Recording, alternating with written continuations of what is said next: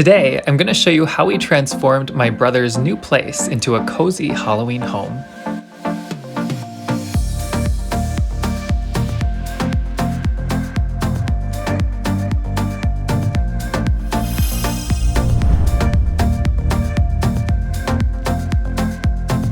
So this place is quite unique as it has 2 floors, and you enter on the 2nd floor, which has a small entry, a full bath, and this loft-style bedroom. It poses quite the design challenge because of its limited square footage of roughly 700 square feet, and needs to accommodate a living room, bedroom, dining room, home office, and storage space. But with its cozy location in the trees, an almost treehouse style feel entering on the 2nd floor from trails of decking paths high up off the ground, this quaint space offers quite a unique living experience and is well worth the design challenge. To personalize the kitchen, we put down heavy plastic and some sticky tile as a non-permanent way to update the flooring in the kitchen and bath. After the tile is complete, we'll just trim away the excess plastic underneath. We also used removable marble contact paper to update the counters and put removable peel and stick brick wallpaper in the living room space that will be a feature wall with an electric fireplace and TV. And a few months later, it's time to decorate for Halloween.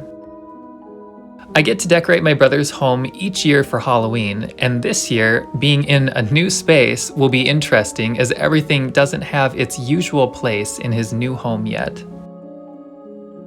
Those of you that watch my channel know I love Johanna Parker Halloween pieces. Well, my brother does too.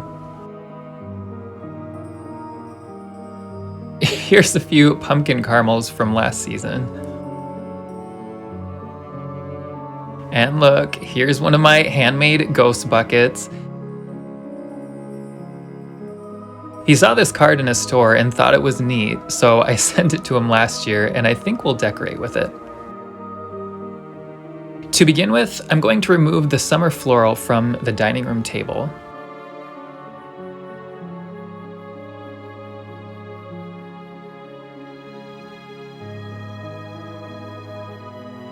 This adorable ghost decoration is from Home Goods last year. I love the vintage look of it, and my brother and I shop together a lot, so we both decided to get one. We kind of find that fun sometimes, to get the same things to remember a fun trip somewhere. But when I'm decorating, I like to stand back, make a few adjustments to the decorations, then stand back again until I feel the grouping has a good balance of space between the items.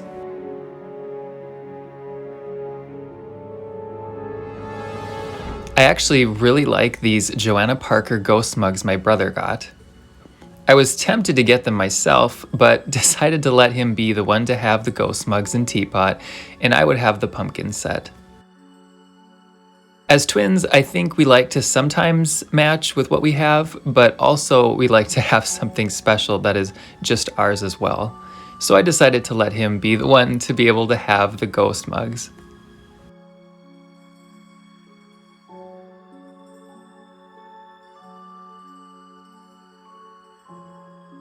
So after I get everything unpacked, I'm going to start adding the ghost pieces to the table. He likes to keep these for decoration only, so I've decided to make them into a central display on the table. My brother's just working on putting some fresh batteries in the timer taper candles. And here are those Dollar Tree Halloween bottle brush trees. There are 2 different styles, so I'm just going to set them around the mugs, making sure to keep the colors balanced.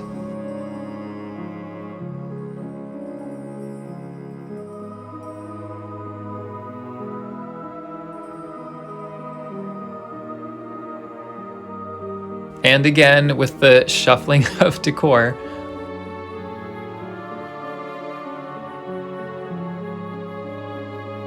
So he's got the candles all ready. I have some of these too. I'll have a link to them on Amazon in the video description below. These spooky placemats are next. They're another Johanna Parker Halloween find from Home Goods last season. And here's what the table's looking like.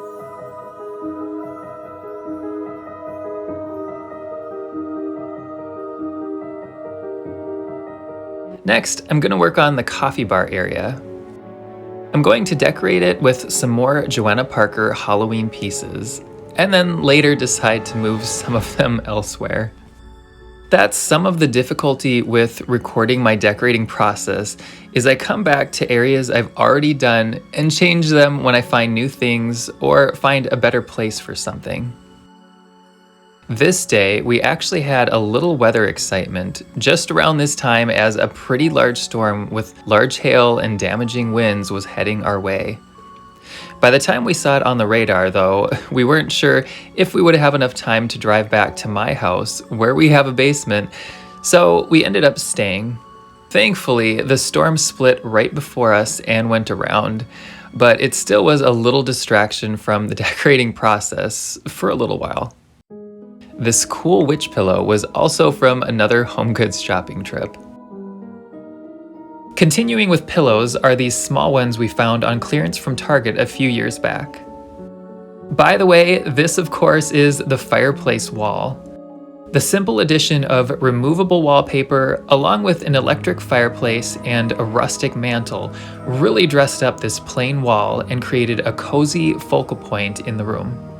So next, I'm adding a neutral colored leaf garland to the mantle that I later will cover up with orange fall colored leaves because my brother wanted pumpkin lights in the garland and those lights didn't look right with the caramel colored leaves by themselves.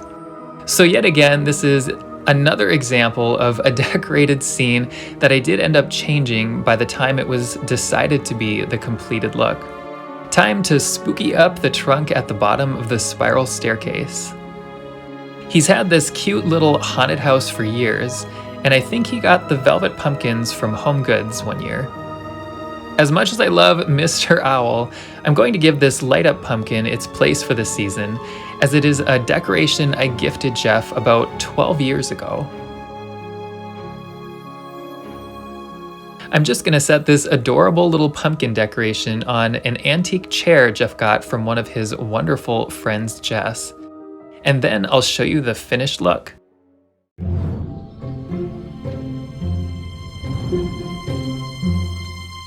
So again, here is the bedroom loft area before, and here it is after.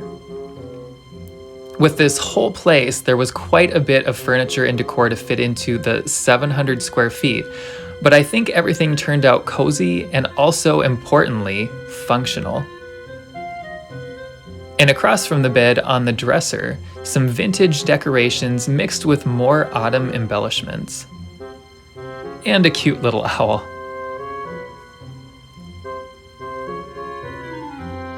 Here's the view of below before.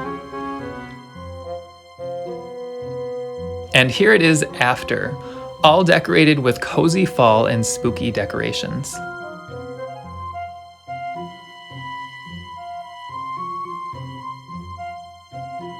I placed a fall wreath on the door in the small entry, and we decorated the spiral staircase wall with this cool vintage clock my brother found.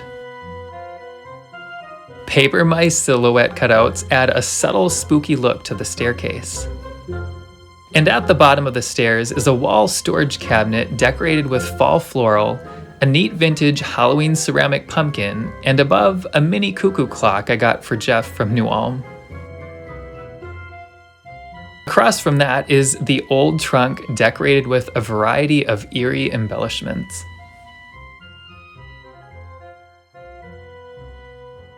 This vintage-style Halloween art piece decorates the wall above the coffee bar area, which is decorated with some Halloween Johanna Parker pieces. A few more pieces decorate the kitchen counters as well. Back in the dining room, I decorated this antique cabinet that Jeff got from Grandma with that cute card and another cool Halloween ceramic.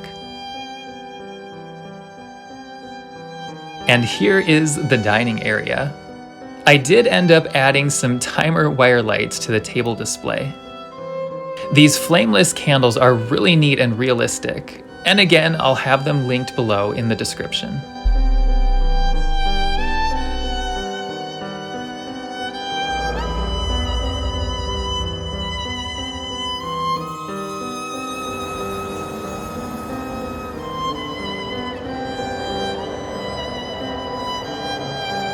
On the map art are some glowing skeleton lights Jeff purchased from Target last year. And next to the dining room area is a little office space / desk decorated with more spooky and fall items. Behind the couch is Mr. Pumpkin just hanging out on the vintage chair. And above is the fall-themed fireplace wall. A mix of fall and rustic items decorate the coffee table.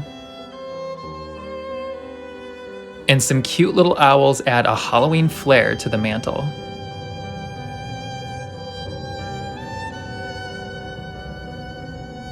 Stacked light-up pumpkins rest on a rustic crate next to this bench decorated with a fun Halloween pillow and skeleton. A cozy, vibrant Halloween blanket softens the look on the couch, adding a Halloween look along with regular throw pillows. Fall leaves dress up this mirror above his betta fish's home in a spooky lantern.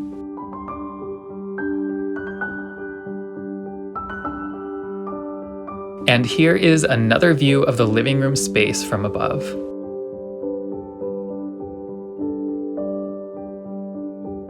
But yes, this was definitely a design challenge, fitting in so much furniture, decorations, and storage into a 700 square foot place. But in the end, I think it turned out to be a great place full of rustic charm and cozy fall and Halloween accents.